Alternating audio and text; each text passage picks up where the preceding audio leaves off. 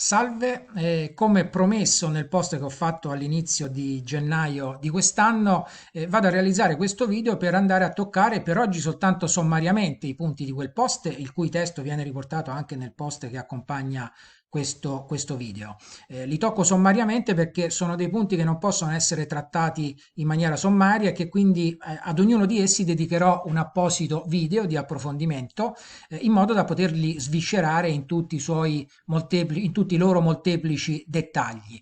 Faccio questa cosa perché voglio aiutare i ragazzi, le famiglie dei ragazzi che si approcciano all'idea di frequentare un corso di formazione costoso, se non un master che è ancora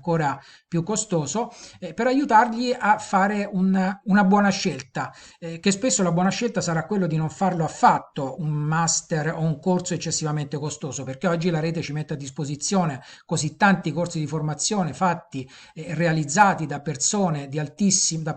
professionisti di altissimo livello che oggi non ha più senso andare a fare un master che costa 10.000 euro e magari si deve stare a Milano un anno per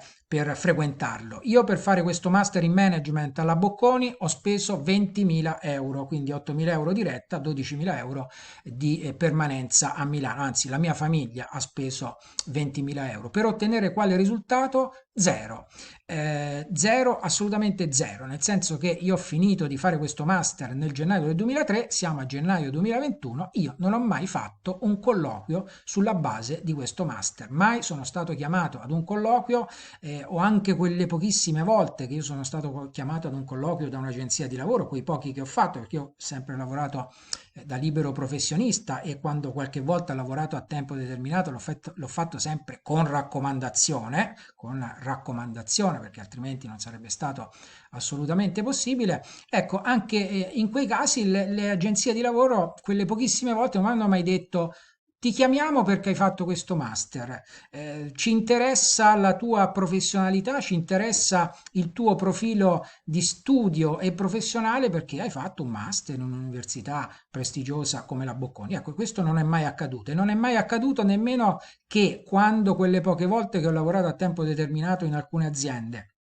in quelle poche volte sia stato mai chiamato da qualcuno per dirmi che mi avesse detto parlaci delle competenze che hai acquisito il master, così non è detto che ti facciamo fare il direttore generale, ma le mettiamo semplicemente nella tua scheda personale all'ufficio del personale, chissà, magari domani ci potrebbero servire. Mai, non è mai successo. E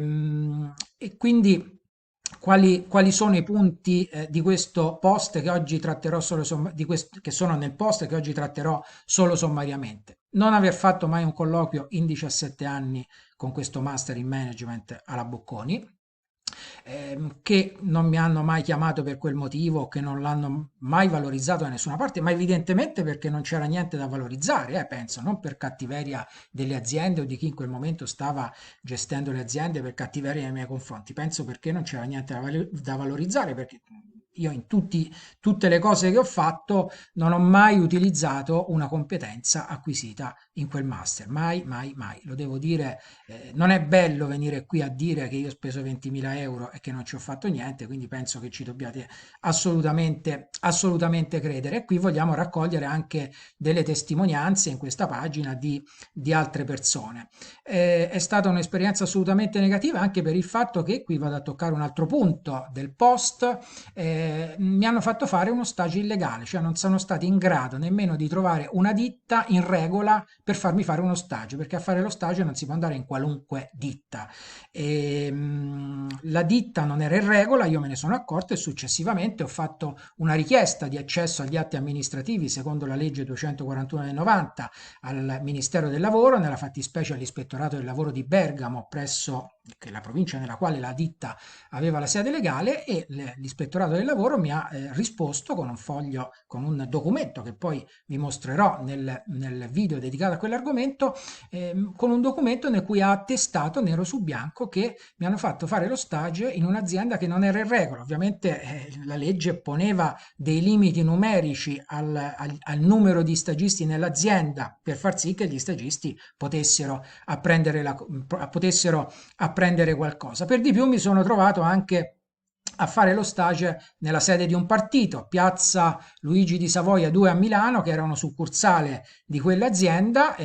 pianerottolo, 5 scale, si entrava al piano terreno rialzato, a sinistra c'era la sede della Margherita, a destra c'era la sede dell'azienda, tant'è che una volta un famoso parlamentare venne anche a fare della Margherita, venne a fare una riunione lì. Ovviamente io non voglio prendere di petto la Margherita o quel parlamentare che è venuto a fare la riunione lì, perché poi dopo qualche giorno a fare quella cosa abbastanza sciocca che si faceva in quella società e divoratrice di denaro pubblico, siamo andati in un comune del Bergamasco in cui non c'era la Margherita, ma c'era la destra e c'era un sindaco della Lega, il senatore Pirovano, e quindi erano un po' tutti coinvolti, e quindi mai mi sarei pensato di dover andare a fare lo stage nella sede di un partito. Io sono andato a Milano a fare un master e poi anche uno stage per essere indipendente, non per necessariamente per fare il direttore generale, ma anche perché se qualcuno mi avesse chiamato per registrare le fatture, sarei stato indipendente, non a fare lo stage nella sede di un partito, è un lavoro come spiegherò successivamente, divoratore di denaro pubblico. Due parole infine sull'ultimo punto, sulle votazioni che ci sono state assegnate, anzi ce n'è un altro prima, è quello dell'assegnazione da parte della Bocconi nel master che ho fatto io della borsa di studio a un ripetente, come spiegherò bene a un ripetente alle scuole superiori, come spiegherò bene nel video di approfondimento. Io non ho nulla contro i ripetenti, perché i ripetenti poi al lavoro o da altre parti potrebbero essere mille volte più bravi nel fare le cose di una persona che non è ripetente, quindi non è questo il punto, ma sicuramente la grande Bocconi che assegna la borsa di studio per di più pagata da un ente pubblico a un ripetente, questo è indice del fatto della poca serietà, almeno in quella circostanza, dell'organizzazione. E ultimo punto, l'assegnazione dei voti. Anche qui, come per il ripetente, non voglio fare questione del voto, perché penso che anche se mi fosse stato assegnato 110 e lode, io comunque non avrei mai fatto un colloquio con questo master, come non l'ho fatto. Mi è stato assegnato 100, ma anche nell'assegnazione dei voti con un metodo molto cooperativo, nel senso che qualcuno che sicuramente si era distinto rispetto alla massa durante il master, gli è stato assegnato un punteggio più alto, poi più o meno a più di 30 persone 100 decimi, come se la media aritmetica dei voti presi a tutti gli esami che abbiamo sostenuto durante il corso fosse stata di tutti assolutamente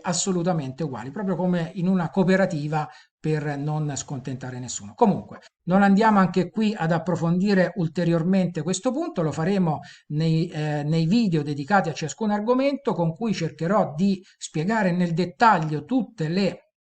problematiche che si possono presentare nel momento in cui si debba accedere al mondo del lavoro, per aiutare i ragazzi, per aiutare le famiglie dei ragazzi. A presto.